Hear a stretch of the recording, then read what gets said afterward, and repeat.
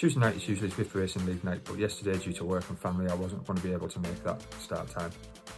So I looked at the Zwift companion app, picked out a few races which I could potentially do, didn't know what time I could get started, and headed off to Zwift World to see what we could do. And herein I learnt today's lesson. Don't leave your laptop in the garage when it's freezing outside. It took my laptop over half an hour to get started and finally logged into Zwift, by which point I'd missed the first race of which I'd planned on taking part in. So I jumped into a second race just in time for the start. And as you'll see from the lack of actual video in this video, my laptop was working so hard just to run Zwift that it was unable to do anything else basically.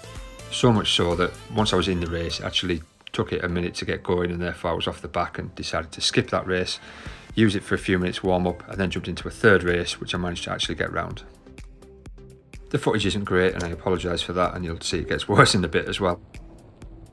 This was a 10k race which I estimated would take me up to about 15 minutes, and I was planning on streaming the whole thing, but the laptop had other ideas. Pretty much the race was done and dusted in the first 2 minutes. Got into the second group, noticed the group ahead was off up the road and there was no catching them. Basically sat in that group through to the end, bit of a sprint finish, job done. From here on in on the video, it was basically a series of still photos.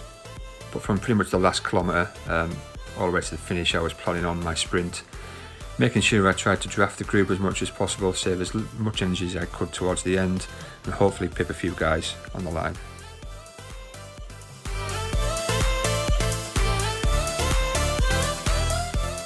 The laptop's been brought in the house to keep it nice and warm, and hopefully next week we'll be back to proper racing with some proper video.